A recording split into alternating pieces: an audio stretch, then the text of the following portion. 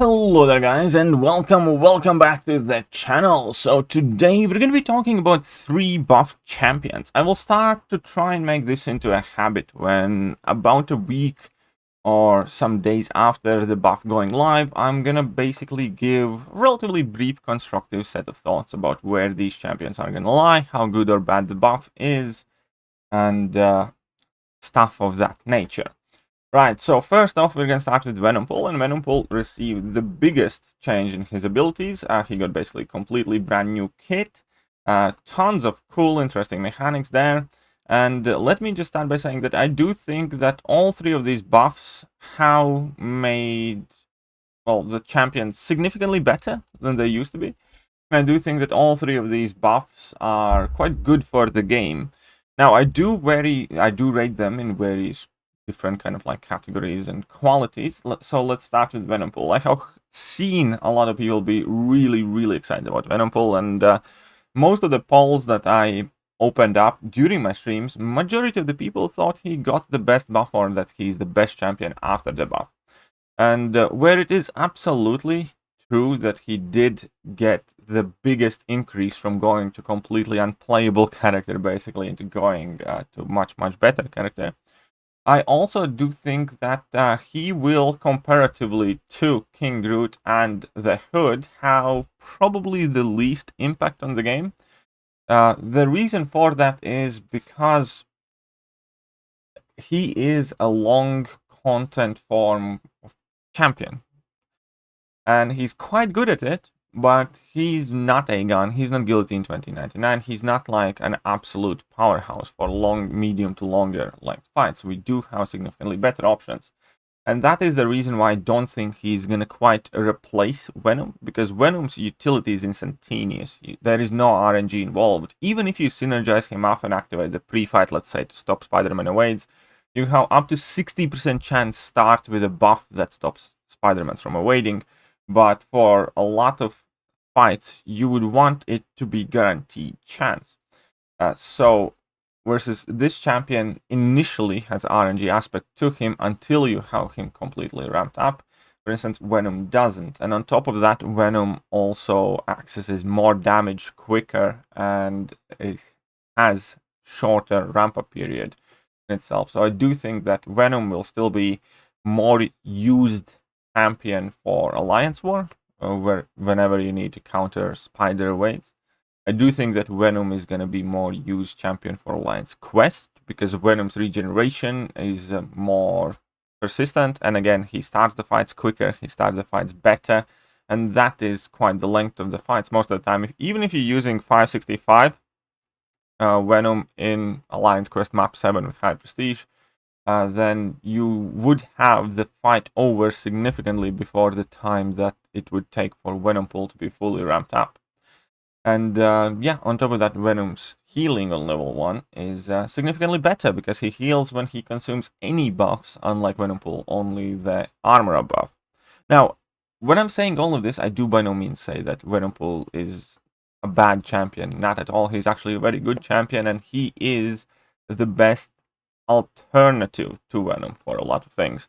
For instance, one of the coolest things about Venom is his friendliness and usefulness in a lot of variants. He's a symbiote, so he can be used for variant 5. He's a villain, so he can be used for variant 6. He's an XL champion, so he can be used for variant 2, and so on and so forth. So he just happened to kind of like answer a lot of fights in these variants, and probably is single-handedly the most valuable variant clearing champion in the game. And Venompool, again, I don't think is going to be better than Venom for doing those things, but I think that he's going to be really great alternative to either bring alongside Venom, because, you know, you are in a quest and you have 5 team spots, and quite often, like, you can't bring in like 2 or 3 Venoms, right? Which would be the perfect scenario. So you can bring in Venompool to assist you on the way. On top of that, if somebody does not have Venom, then you might have Venompool, and Venompool is going to be good for things like that. Now, where I do think that Venompool might occasionally for some fights be better than Venom, I think it would be some Act 6 or Act 7 fights where the fights are meant to stretch out longer, where the health pools are going into like 400,000 plus territory, where Venompool actually has the time to ramp up and fully kind of like manifest his potential, because that is quite clear that Venompool has higher ceiling, but unfortunately he starts lower than Venom does.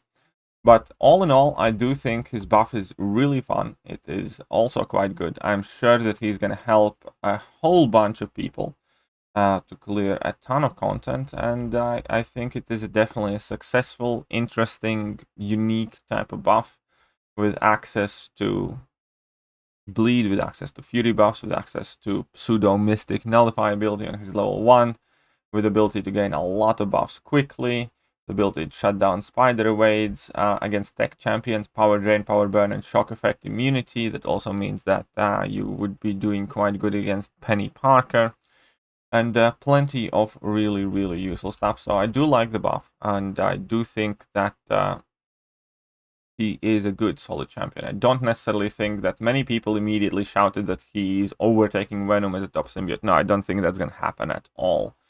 I do think that he is going to be a very solid alternate solution in case you don't have Venom. But in case you do have Venom, and in case you do have Venompool, most people, majority of the time, will end up going with Venom. And not to mention that Venom kind of have this heads up right now, where many people already have him ranked up. And if you have ranked up Venom, there really isn't all that much need to rank up Venompool, as far as I can tell about the current content in the game.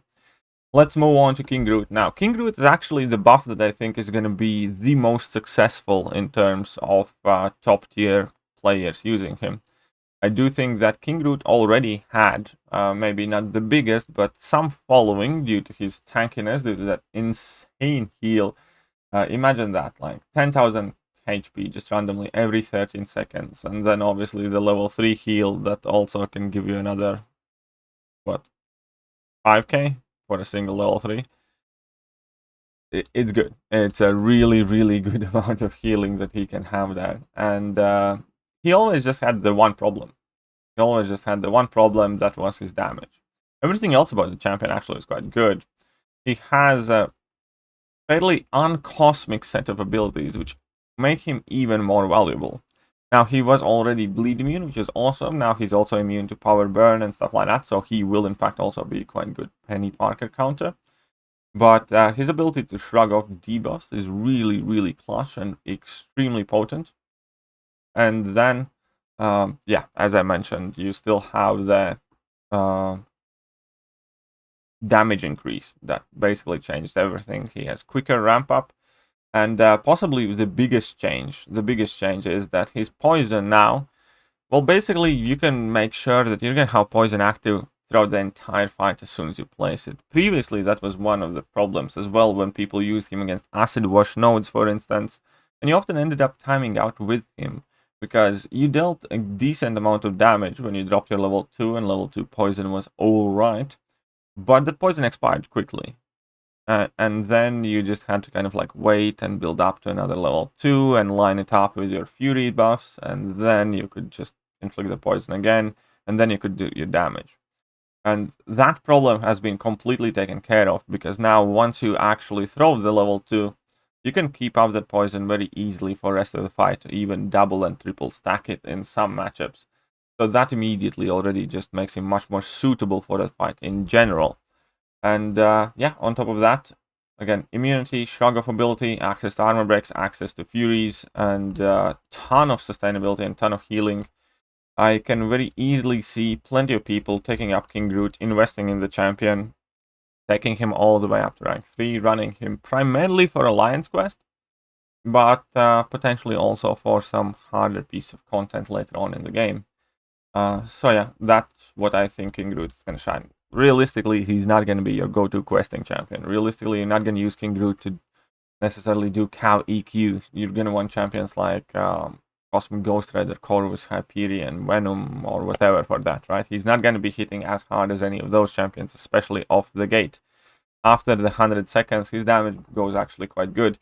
Against against Captain Marvel in Realm of Legends, I think I was dropping like 23,000 mediums with a rank 2 King Groot. And another thing that I really do like about King Groot, unlike Venompool, to be honest, is that he is very, very good with Liquid Courage and Double Edge, and he's also extremely good without them. Because all that attack bonus that you're getting from Liquid Courage, Double Edge, effectively amounts for like one of his Furies, or maybe two of his Furies. So it's not really that significant for him to have those masteries active at all times. I'm actually planning on making a video to explain when Liquid Courage and Double Edge will have the biggest impact on champion damage output. And one of the things that you're going to notice is that if a champion has a lot of damage modifiers in his base kit, then Liquid Courage and Double Edge are not useless, but definitely a lot less noticeable in terms of the impact. Like Ultron, for instance. Ultron's great with Liquid Courage Double Edge Recall, but one single function detonation basically covers the damage difference. So if you have Liquid Courage and Double Edge and you drop a level 2 with 5 damage functions, then that would be equal to when you don't have Recoil, Liquid Courage, Double Edge, but drop that level 2 at 6 damage functions, and they would have identical attack stats at that point, pretty much. And King Groot's similar case. He has a lot of attack modifiers, so he's good, he's better with Liquid Courage, Double Edge, but he definitely doesn't need it at all. So, yeah, I do think that King Groot is probably going to be the one that people end up ranking up the most, especially at the higher tiers of the game. And that brings us to Hood, and I actually think Hood's going to be quite good now, in a sense that I don't think Hood is going to be used necessarily for a lot of Mystic fights, or as like your general Mystic questing champion. I do think that Hood is kind of going to be brought to forefront because he has extremely valuable synergy with Kingpin that improves Kingpin's Purify ability accuracy to 100%, and that is often vital. For instance, if you're going up against Freezer Burn or Biohazard or things like that. And yeah, I do think that because of this synergy, and obviously with synergy with Ghost, where that is arguably Ghost's most important synergy, a lot of people are going to go by the train of thought that you kind of want to bring Hood along anyways, significant amount of time. So you might as well have the champion ranked so he can put in some work and some effort. And I agree with that, especially if a champion is as good as Hood. Now, he's not going to wow anybody necessarily with being the best, the most amazing at something in particular. But overall, ability to access your mystic staples, such as Fate Seal, such as Stagger. On top of that, he has the phase mechanic, which can work as a pseudo-ghost. I have also seen rotations where you can spend an entire fight invisible, which is like super cool. And yeah, obviously you can build your bullets, have access to burst damage, need be access to shock debuff, stun immunity. All of those little bits add up here and there, and he might not be the best champion for like a generic matchup, but as a Mystic champion, I think he's solid enough.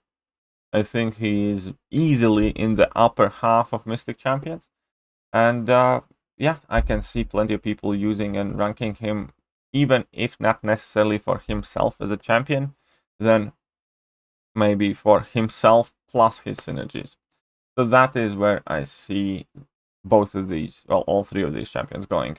I myself have already taken Hood to rank 2 for reasons similar, as I mentioned. I do like him enough as a champion. I'm not necessarily absolutely in love with his buff, but I do think that it's solid enough for me to be able to use him and also benefit from his synergies and synergy partners. Like, he has synergy with Moleman, and Moleman's one of the champions I use the most. And then he has synergy with Kingpin, which is a champion that I use as much as Moleman almost, especially if I'm not running Liquid Courage Double Edge. And then he has synergy with Ghost, so he's just very easy to fit in my questing teams. King Groot I took to rank 2, I'll mess about, maybe, quite possibly, eventually I'm going to take him to rank 3 as well. We'll see where that goes. Venompool, I actually don't have him as a 6-star, but I'm also not grinding for him, and I don't think I would rank him at the moment. Anyhow, I do think that he's a very, very fun champion, but I'm not just quite sold on him being that amazing. I do think that he's gonna be very good and very useful for a lot of players, though. It's just that I don't see myself having a particular need for him at the moment either. Right, that is it for today's video. Let me know whether you agree, whether you disagree. Let me know which of these champions has been your favorite, which one of them has tickled your fancy the best, and which one have you ranked up or plan to rank up. That is it for now, and I'm gonna catch you guys soon. See ya.